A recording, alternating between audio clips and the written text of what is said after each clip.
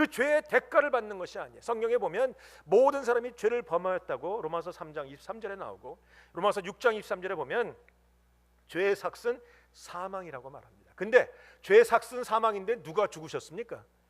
예수 그리스도가 대신 죽으신 것이에요. 우리의 죄의 대가를 예수 그리스도가 대신 그의 몸에 담당하신 것입니다. 우리는 죄의 대가를 받지 않습니다. 믿으십니까? 제가 6개월 동안 여러분에게 로마서를 설교하고 갈라디아를 설교할 때 목이 터지라 외쳤던 것이 그것이, 우리는 인과응보로 살지 않습니다. 우리는 죄의 대가를 받지 않아요. 죄는 용서받았지만 죄의 대가는 받아야 되는 거 아닙니까? 아니에요. 죄의 대가까지 주님이 다 짊어지셨어요. 우리에게는 은혜만 주십니다. 우리에게는 선물만 주십니다. 우리에게는 구원의 감격만 주신다는 것이에요. 우리 이것을 분명히 알아야 됩니다. 죄의 대가라는 것은 사단이 자꾸 가져다 주는 것이지 정죄감 우리는 아니에요. 그러면 성도가 왜 고난당합니까? 왜 바울이 고난이 임합니까? 왜 시련을 당합니까? 이유는 한 가지입니다. 복음 때문입니다. 그는 복음을 전하기 때문에 시련을 당하고 복음을 전하기 때문에 핍박을 받는 것이에요. 여러분, 만약에 바울이 복음 전하기를 포기했다면 어땠을까요? 바울은 잘 나가는 집안의 아들입니다. 그는 학자의 집안이고 더군다나 요새 말로 바꾸면 그는 신학 박사예요. 그는 재벌집 아들입니다. 그는 로얄 귀족 출신입니다. 모든 것이 뛰어난 사람이에요. 그는 고생하고 핍박받고 고난당할 이유가 전혀 없는 사람. 그런데 빌립보서에 보면 그는 그 모든 것을 다 배설물로 여기고 복음을 위해서만 살아갑니다. 복음을 전하기 때문에 핍박이 오는 거예요. 복음을 전하기 때문에 시련 받는 거예요. 복음을 전하기 때문에 고난이 오는 것이라는 거예요. 여러분, 가만히 있으면 되는 사람이 굳이 복음을 증거하기 때문에 시련 받은 사람, 바로 그것이 우리 바울이었다는 것입니다. 그런데 중요한 것은 바울이 그 많은 고난을 당하면서도 끝까지 입을 닫지 않았습니다. 다시 말하면 복음의 입을 계속 열었다는 것이, 고난이 오는 줄 알면서, 시련이 오는 줄 알면서, 핍박이 오는 줄 알면서, 어려움이 오는 줄 알면서도 계속 복음의 입을 열었다는 거예요. 예수 이름으로 선포하고, 예수 믿으세요, 예수 믿으세요, 예수 믿어야 삽니다, 예수가 소망입니다, 날마다 그거 얘기했다라는 것이죠. 제가 그 얘기를 가만 보면서 하나님이 저에게 이런 말씀을 하시는 것 같았어요. 왜 바울이 그렇게 입을 열 수밖에 없었을까? 바울은요, 갖고 있는 그 구원의 감격이 컸습니다. 바울은 가지고 있는 그 받은 용서가 얼마나 컸는지 몰라요. 주님이 나를 사랑한다는 사실을 얼마나 뼛속 깊이 느꼈는지 몰라요. 그래서 그는 입을 열 때마다 예수 이름을 선포한 것입니다. 그랬더니 주님이 저에게 그러시더라고요. 그러면 바울이 받은 구원과 네가 받은 구원은 다르냐? 바울이 받은 사랑과 네가 받은 사랑은 다르냐? 바울이 받은 용서와 네가 받은 용서는 다르냐? 여러분, 내가 나를 대니까 별로 찔림이 없으시죠? 다시 얘기해 볼까요? 바울이 받은 구원과 당신들이 받은 구원은 다릅니까? 바울이 받은 사랑과 여러분이 받은 사랑은 다릅니까? 바울이 받은 용서와 여러분이 받은 용서는 다릅니까? 바울은 그럼에도 불구하고 입을 열었는데 왜 우리는 입을 열지 못합니까? 왜 우리는 복음을 증거하지 않습니까? 좀 복음을 증거하다가 고난을 받거나 교회를 하다가 고난을 당하면 사람들이 늘 그러죠. 그냥 조용한 게 좋아. 그냥 너무 설치지 않으면 좋겠어. 그냥 조용히 신앙생활하면 좋겠어. 그거 옳은 거 아닙니다.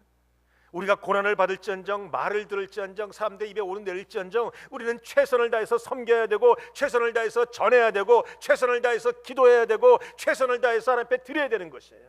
이것이 옳은 것입니다. 왜냐하면 우리 안에 구원의 감격이 있고, 우리 안에 용서의 기쁨이 있고, 우리 안에 사랑의 감동이 있지 않습니까? 하나님이 여러분을 향해서 사랑하셨어요. For God so loved the world that he gave his only begotten son, whosoever believes in him shall not perish but have everlasting life. 주님은 우리를 사랑하셨기 때문에 대가를 지불하신 거예요. 우리도 주님의 사랑을 안다면 대가를 지불해야죠. 남이 우리를 향해서 욕을 하고 입을 여는 거 뭐가 대수겠어요? 여러분, 욕 먹고 싶지 않으면 죽으시면 돼요. 죽은 사람은 욕 먹지 않습니다. 근데 우리가 살아있고 하나님의 일을 하는 한 욕은 먹게 돼 있어요. 교회에서 가장 많이 욕 먹는 게 누굽니까? 목사입니다. 왜? 가장 많이 앞에 쓰니까 욕을 먹어요. 그 다음에 장로님들, 권사님들, 집사님들. 욕을 안 먹으면 내가 뭔가 잘하고 있다고 생각하지 마세요. 내가 일을 안 하는 게으름뱅이구나 생각하시면 돼요. 그래서 사람들이 자꾸 뭔가 얘기하면 내가 제대로 하고 있구나. 우리가 욕을 먹는 건 당연한 것이죠. 오늘 바울은요, 주님 때문에, 주님 나라 때문에, 복음 때문에 욕을 먹고 시련에 들어가고 고난이 임하고 핍박이 임했다라는 겁니다. 그런데 성도님들은요, 고난이 와도 입을 열었던 바울과는 달리 조금만 오면 그냥 입을 다물어버려요. 사랑하는 성도 여러분, 시온의 성도들은 입을 끝까지 여시고 고난이 와도 끝까지 복음을 증거하시는 여러분 되시길 주님의 이름으로 축원드립니다. 우리 인생에 시험과 위기가 오고 고난과 시련이 올 때 특별히 바로 그때야말로 내 안에 있는 믿음을 증명할 때, 내 안에 있는 예수를 밝히 드러낼 때라는 것입니다. 오늘 바울은요, 고난이 오고 돌에 맞는 순간이 와도 여전히 예수의 이름으로 말하고 예수의 이름으로 선포하고 예수의 이름으로 복음을 전했다는 것이에요. 우리가 잘 알고 있는 바울의 이야기가 있죠. 내가 달려갈 길 다 달리고 믿음의 선한 싸움을 다 싸웠기에 이제 의의 면류관이 나를 위해서 준비되었을 것이라. 근데 여러분, 아무나에게 주는 것은 아닙니다. 내가 체면 다 차리고 내가 욕먹기 싫어서 뺀질뺀질거리고 내가 적당히 살면서 적당히 신앙생활하면서 내가 생명의 면류관, 의의 면류관 받을 생각 꿈도 꾸지 마세요. 그런 사람에게 주는 것이 아니고 내가 욕을 먹어도 내 유익과 내 편리함과 내 안녕은 다 제껴놓고 주님을 위해 살아가는 자에게 주시는 것이 의의 면류관이요 생명의 면류관이라는 겁니다. 오늘 저는 여러분에게 여러분 모두가 그 의의 면류관 받기를 축원합니다. 여러분, 목사보다 성도들이 더 큰 거 받을 거예요. 분명해. 왜냐하면 목회자는요, 이것이 우리의 일이기 때문에 하는 부분들도 있습니다. 이런 말하면 좀 저도 마음이 좀 껄끄럽지만 저희는 그래요. 우리 일이니까 어쩔 수 없이 해가는 부분이 솔직히 있어요. 놀라셨습니까? 피곤해도 하루 좀 쉴까 해도 쉴 수 없는 게 우리잖아요. 새벽기도 내가 안 나가면 누가 설교하겠어요? 내가 오늘 주일날 안 나오면 누가 예배드리겠어요? 그러니까 우리는 어쩔 수 없이 하는 부분이 조금 있어요. 근데 성도님들은 어쩔 수 없이 하는 부분이 아니잖아요. 그냥 즐거움으로 나오고 자원하는 마음으로 나오고 오늘 안 나온다고 누가 뭐라고 합니까? 그래도 나와서 예배드리고 그래도 나와서 봉사하고 그래도 나와서 기도하고 그래도 나와서 철회하고. 저는요, 성도님들이 받는 상은 목회자 상보다 훨씬 크다고 분명히 믿어요. 물론 저는 얼굴이 좀 크니까 남들보다 큰 거 받겠지만 성도님들이 저보다 큰 거 받으신 것은 분명해요. 그러니까 여러분, 천국에 가시면 저를 좀 찾아오세요. 목사님 내게 더 크지? 면류관 갖고 오시면 저도 여러분에게 지지 않도록 큰 거 받으려고 오늘도 애쓰고 오늘도 하나님 앞에 성심을 다해서 섬기도록 하겠습니다. 우리 하나님 우리에게 생명의 면류관 주시는데 이것은 고난 속에서도 복음을 증거하고 믿음을 지킨 자들에게만 주시는 것이에요. 오늘 바울은 그 믿음 가지고 마지막까지 권면하고 마지막까지 최선을 다했습니다. 여러 가지 고난 속에서 바울에게 베풀어 주신 하나님의 은혜가 뭔가?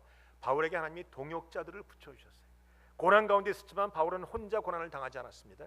우리가 이 땅을 살아가면서 세상으로부터 핍박과 고난과 시험은 오지만 그래도 우리가 견딜 수 있는 이유가 있다면 첫째는 하나님의 은혜인 것이고 두 번째는 우리 가운데 믿음의 동역자들이 있기 때문이라는 것이죠. 오늘 본문에 보면 바울이 가는 곳곳마다 혼자 간 것이 아니에요.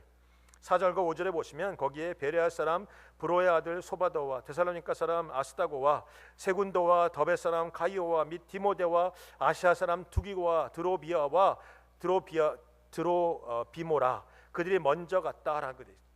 가는 곳곳마다 누가도 같이 갔고 가는 곳곳마다 바나바도 있었고 가는 곳곳마다 실라도 있었고 가는 곳곳마다 함께 했다는 것이죠.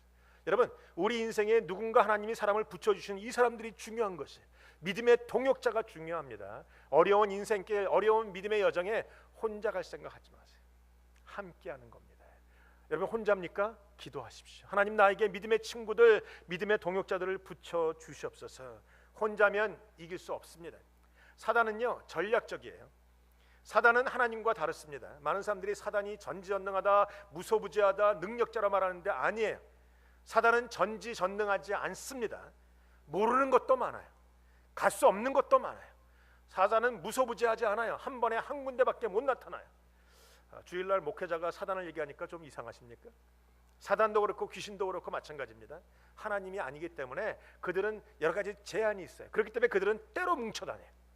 하늘에서 3분의 1을 끌고 내려왔고 이 땅에서 성도를 대적할 때도 때로 다녀요. 전략을 세우고 때로 다니는데 문제는 성도들이 한꺼번에 연합을 못한다는 데 있어요.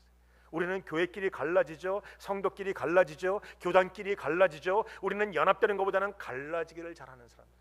갈라지면 집니다. 갈라지면 죽는 것이.